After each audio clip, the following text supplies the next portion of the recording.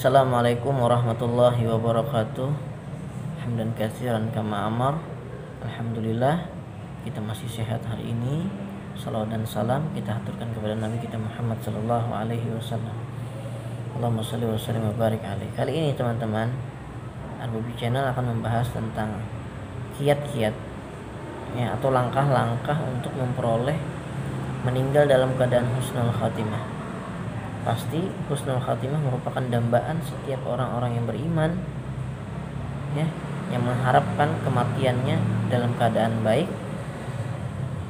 dan selamat nanti di negeri akhirat. Amin ya rabbal alamin. Yang pertama adalah taubatan nasuha. Dia harus bertaubat kepada Allah secara sungguh-sungguh.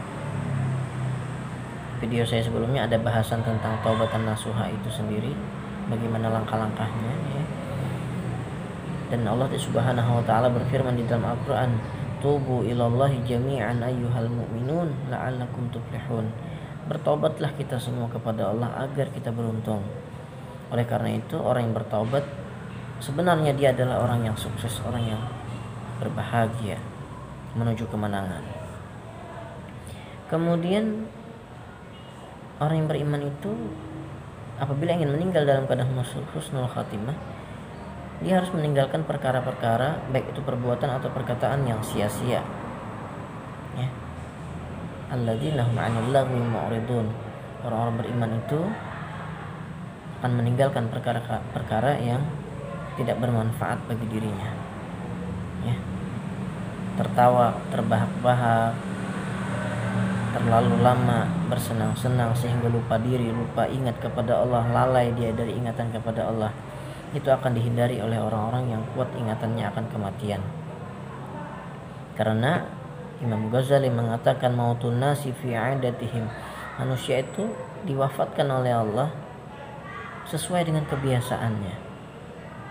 Apa kebiasaannya di dunia, itulah nanti yang mungkin terjadi pada saat dia meninggal dunia. Yang gemar naik sepeda motor mungkin bisa saja meninggal pada saat mengendarai sepeda motor.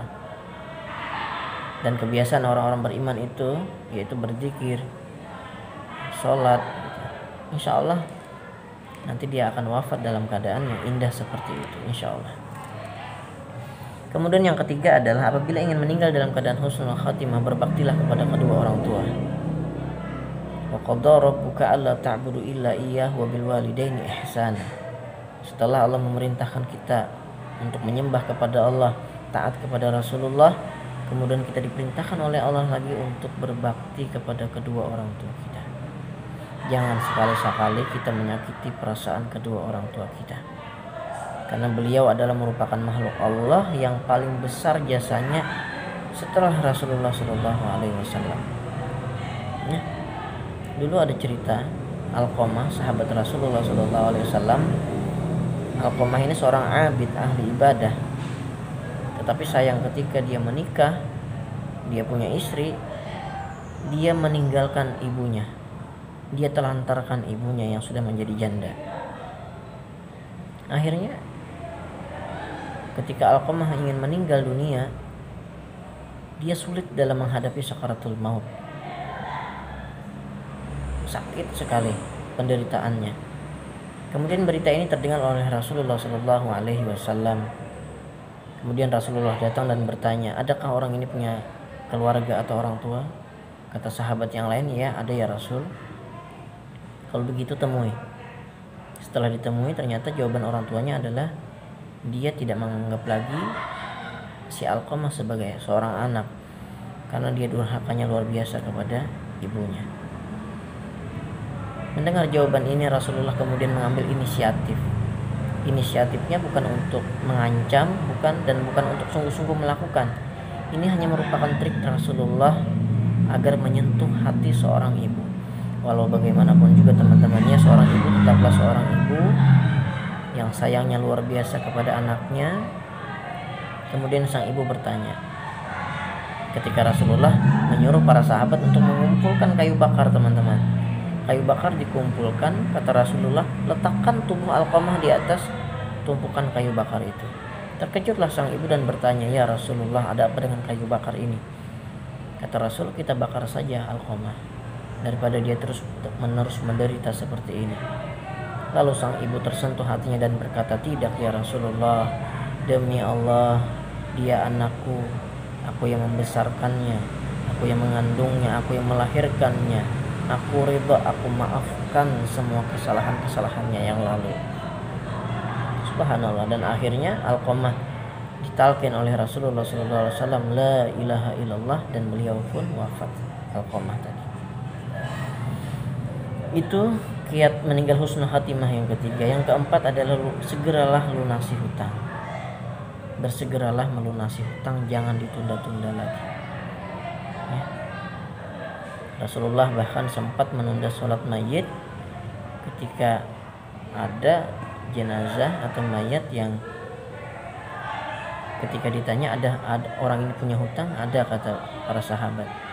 Ada yang menjamin dia untuk membayarnya. Kemudian ada sahabat yang mengangkat tangan dan mengatakan, saya ya Rasulullah. Lalu Rasulullah mensolatkan mayat tersebut. Jadi janganlah kita tunda pembayaran hutang.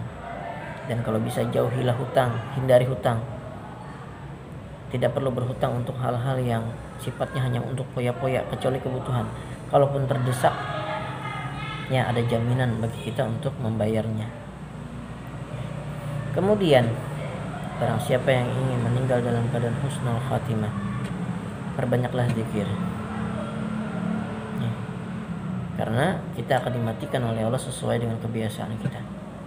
Dan barang siapa yang di akhir hayatnya mampu mengucap la ilaha illallah, maka dijamin oleh Allah meninggal husnul khatimah dan masuk ke dalam surganya Allah Subhanahu wa taala.